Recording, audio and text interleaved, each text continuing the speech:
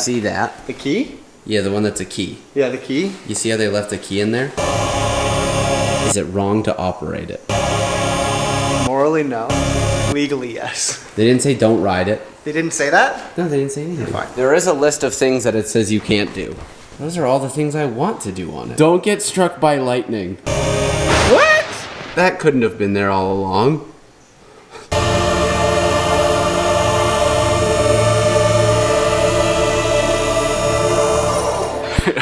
I lied.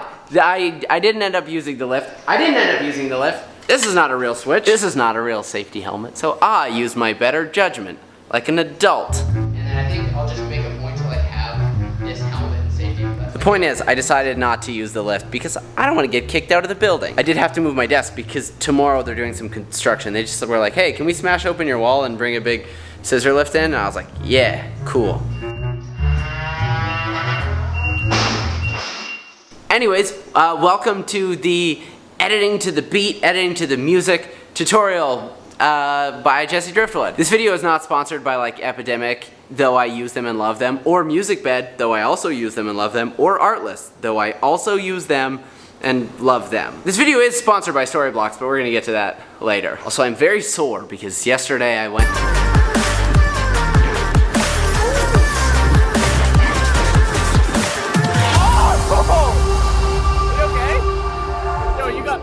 Box on the head there.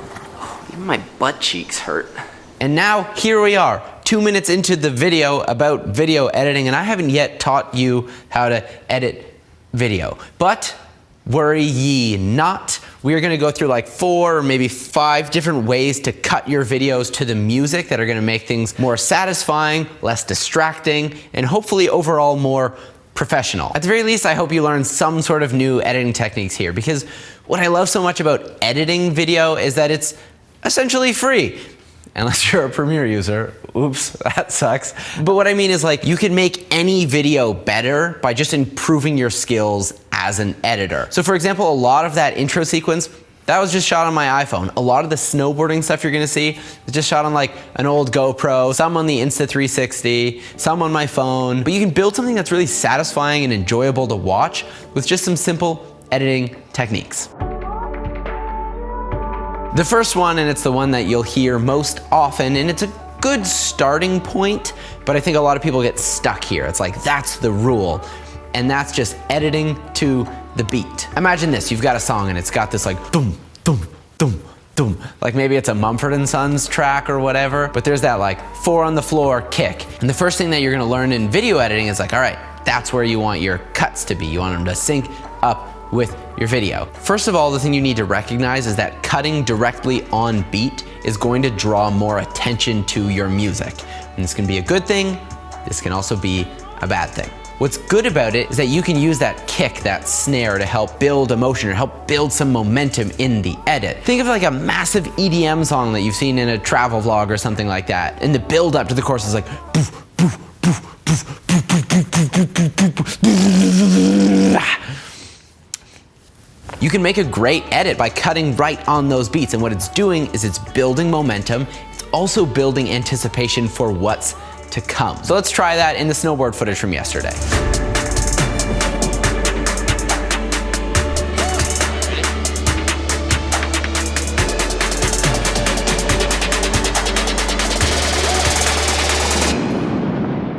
And I'm gonna be selecting clips here that help tell bits of the story, but aren't telling the whole story, or it's not gonna give the climax just yet. And when I say climax, I don't mean like, that was a dice roll. That's not what not like a dice roll. The emotional peak of a video about your day snowboarding is going down the hill. It's just the fun to be had. So when we're using that cut on the beat, building up momentum, this is the point in the video where you wanna be building towards those like going down the hill, hitting the jumps. The next type of cut is something that you're gonna see all the time in like skate videos, snowboard videos, that kind of thing. The first time I had ever edited a snowboard video with some of my friends, we were like 14 or whatever, I sent it off to this other guy from my high school who I knew did this, and I was like, what do you think? I'm so proud of it. And he was like, yeah, it's not very good. And it crushed me. But he explained it to me. He was like, you've got to pay attention to taking off of jumps, hitting rails, landing tricks. Those are the moments you want on beat. And I was like, oh my goodness, I had never thought about that. But it just becomes so satisfying when you're just hearing the like snap of the tail of a skateboard or a snowboard landing on those like big hits, those big moments in a song. I don't want you to think this is just like a skateboard, snowboard video type of thing. It's not terribly common, you know, in Hollywood, but guys like Edgar Wright, who made movies like Baby Driver and Shaun of the Dead and Hot Fuzz and the other one about the bar crawl, take this effect and do a really good job of it. We're talking like pint glasses hitting on beat. We're talking keys entering on beat. These little things that can just make your edit that much more satisfying to watch. We were actually just rewatching some of Baby Driver in the studio here today. And what a great movie. What a fun, fantastic edit. But it should be noted, that is a movie about a driver who listens to music and it kind of gets him into like this headspace. So from a cinematic standpoint and a storytelling standpoint, it does make a lot of sense for him to be doing things on beat. So you don't always want to do this, but play around with it. If you watch some of my old videos, heck, if you watch any of my old videos, there probably isn't like a car door shutting or a bag picking up or any sort of those like hit sounds that is not on beat with music. It's just something that I've grown up doing, that I've carried over now to like social media content, and I love it so much. It makes me happy inside. You should try it out. Now this also goes back to that EDM kind of metaphor. It's like you're building towards something. And when that like beat finally drops, or when that like emotional chorus finally hits, when there's that one big note, you don't want that necessarily to be the cut. You want that to be the action.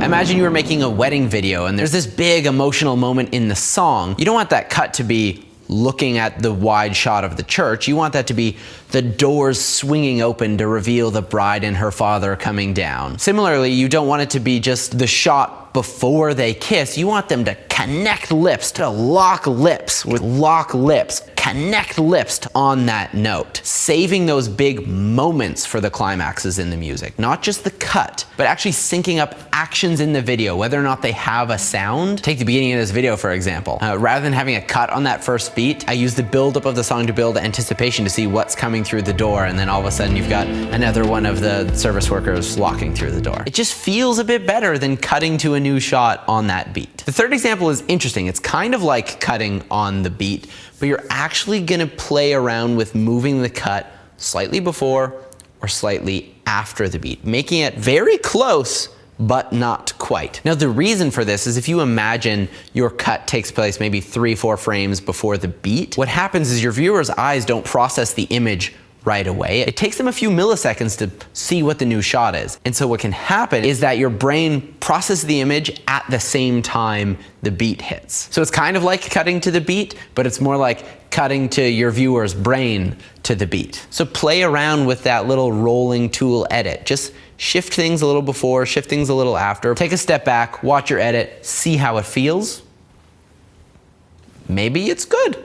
The fourth example I want to talk about is intentionally not cutting on the beat. When I mentioned earlier that cutting on the beat can draw a lot of attention to the music, that should have had your brain thinking, well, I don't know if I always want attention to the music. And if your brain did that, good job. Tell me in the comments. Everyone will praise you. But imagine you've got like a romantic candlelit dinner and there's a couple, and maybe they're breaking up. Maybe they no longer love each other, or like someone's sick and there's some music playing in the background. If you kept cutting to the opposing over-the-shoulder shot every time there was a beat in the music, it is not going to feel right. See, in a moment like that, the music should be background. It should be subconscious. It should be just enhancing the visuals. But if you start cutting on the beat, it is not going to serve your story. It's just going to distract your audience. Now, all those first 4 tips are very like micro-focused. It's where to put individual shots. And this final one is more big picture, looking at your entire video, whether that's a travel vlog or a short film or a YouTube video like this. Whatever it might be, I like to think of it as having like peaks and valleys. You want to have dynamics through the video. You can't just have a video that's like all the way straight through. You really want to give opportunity for your audience to breathe and then get excited or laugh and calm down. Like a great comedy special, it's not all laughs all the way through. Sometimes it gets serious and then you laugh again. So pay attention to the verses and the choruses in your songs. Heck, play around with manipulating the song so you can stretch out verses and build towards that big, epic chorus. And when that chorus finally rings out, use that moment. Use that moment to have a funny thing happen or an epic thing happen. But just try and use those moments when the music shifts to also shift the tone of your video. This is an important part. Today's video is brought to you by Storyblocks, and Storyblocks has been a fantastic sponsor on this channel because it works so well. They're a subscription platform where you can get like super high quality 4K HD royalty-free stock footage. You can download as many as you want and use them wherever you want, that kind of stuff. They also do so much more than that, you know, audio, sound effects, After Effects templates, all sorts of things like that that you need to make your productions better. Throughout this video, you probably noticed I used a ton of examples like those EDM. Nah, I didn't go shoot 92 EDM concerts to build that. I just went on Storyblocks and I downloaded those clips. Same thing with the wedding clips. All of that just comes from Storyblocks. But more importantly for me and the kind of videos I'm usually making is that few little aerial shots of the ski hills. See, when I went snowboarding with my friends, we didn't plan to make this like big elaborate video. It was just like, stick the camera on a selfie stick, ride around, who knows what we could make out of it. But when all you have is riding footage, you don't have establishing shots or a different perspective, the video feels really stale. So just going on a Storyblocks, getting that supplementary footage, maybe it's snow falling onto the ground or ice freezing or whatever it might be, can just help take your video up like 13 levels. I've got a link down in the description where you can go check out Storyblocks' website, have a browse through their catalog of like 300 and some odd thousand clips, and hopefully some of the stuff there you could find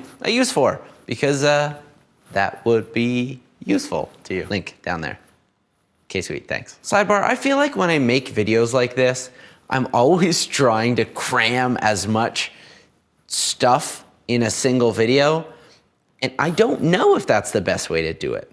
Let me know. Would you rather me do a deeper dive on like one type of editing to a beat? Or would you rather me have like a video like this where there's like 5 ways of doing it? I don't know. Tell me in the comments. Tell me anything you want in the comments. Tell me about your dog, or your cat. Tell me about your best friend. Tell me about your mom. I'd appreciate if you like this video at all. Click the like button. If you'd like to see more of these, hit the subscribe button. Or, an even faster way, just go onto my channel. There are more of them you can already watch.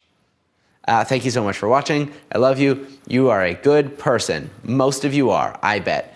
99% of you are good people, which still leaves like several thousand bad people. Bye. And you raise me up so I can stand on mountains. Give me the camera. La la la la. I had to block this light because it was killing my vibe. Now all I have to do is not die. We do be chillin'.